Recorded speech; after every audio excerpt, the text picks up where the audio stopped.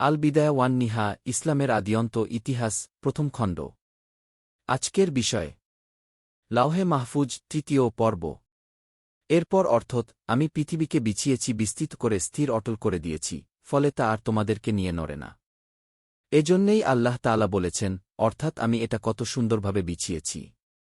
উল্লেখ্য যে এই আয়াতগুলোতে প্রতিটি বাক্যের মাঝে যে ওয়াও অর্থ এবং ব্যবহার করা হয়েছে তা বিষয়গুলো সংঘটনে ধারাবাহিকতা নির্দেশক নয়, নিছক সংবাদ প্রদানেরই উদ্দেশ্য। আল্লাহই সব কিছু অবহিত। ইমাম বুখারী রহমাতুল্লাহ বর্ণনা করেন যে ইমরান ইবনু হুসাইন রাদিয়াল্লাহু বলেছেন, আমি একদিন নবী করিম সাল্লাল্লাহু ওয়াসাল্লামের এর দরবারে উপস্থিত হই এবং আমার উটটি দরজার সংলগ্ন বেঁধে রাখি। এ সময়ে তার নিকট বনী তামিমের কিছু লোক আগমন করলে তিনি বললেন, অর্থাৎ সুসংবাদ গ্রহণ করো হে বনী তামিম।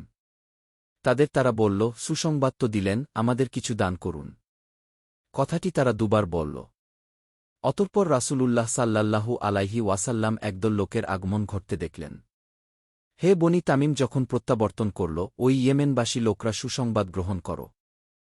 তিনি বললেন, তাদের প্রথম আগমনের পর রাসূলুল্লাহ সাল্লাল্লাহু আলাইহি ওয়াসাল্লাম বললেন, আল্লাহ তোমাদের তাদের চাইতে উত্তম করেছে।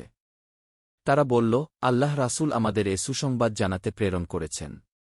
নবী করিম সাল্লাল্লাহু আলাইহি ওয়াসাল্লাম বললেন, অর্থাৎ আল্লাহ ছিলেন, তিনি ব্যতীত অপর কিছুই ছিল না। তার আরশি ছিল পানির উপর।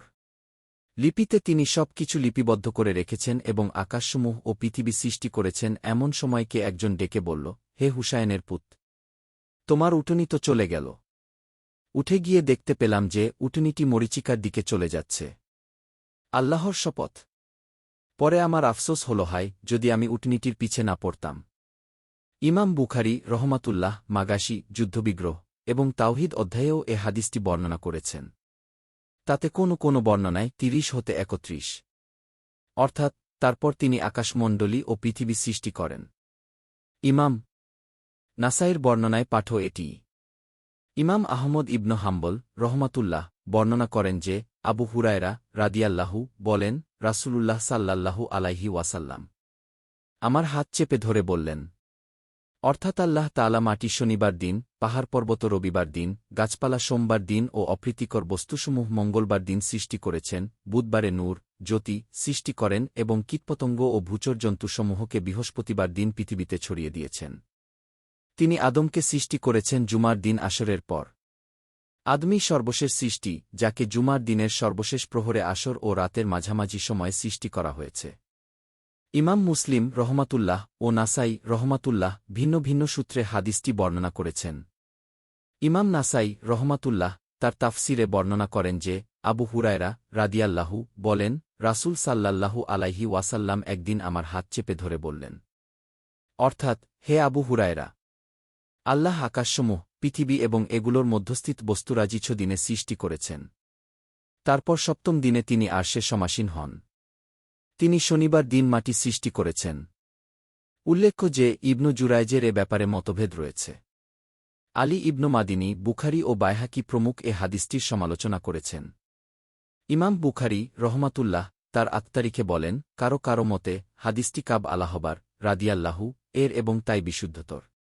অর্থাৎ এ হাদিসটি কাব আলাহবার থেকে আবু হুরায়রা রাদিয়াল্লাহু এর স্রোত হাদিসসমূহের অন্তর্ভুক্ত। তারা দুজন একত্রে বসে হাদিস আলোচনা করতেন। ফলে একজন অপরজনকে নিজের লিপিকা থেকে হাদিস শোনাতেন। আর এ হাদিসটি সেসব হাদিসের অন্তর্ভুক্ত যেগুলো আবু হুরায়রা রাদিয়াল্লাহু কাব রাদিয়াল্লাহু এর লিপিকা থেকে সংগ্রহ করেছেন।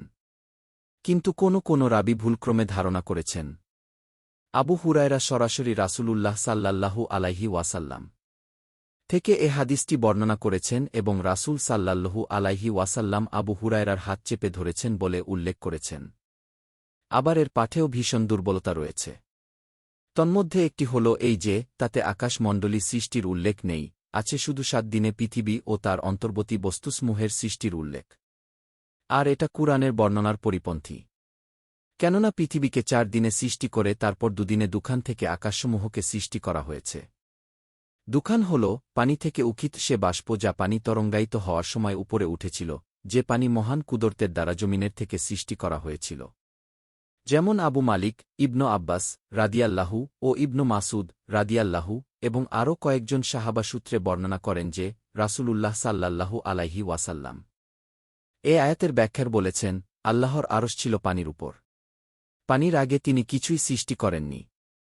তারপর যখন তিনি মাখলুক সৃষ্টি করতে মনস্থ করেন তখন পানি থেকে ধোঁয়া আকারে বাষ্প বের করেন। ফলে তা পানির উপরে উঠে যায়। এই ওঠাকে আরবিতে বলা হয়ে থাকে। তাই এ উপরে ওঠার কারণেই আকাশকে বলে নামকরণ করা।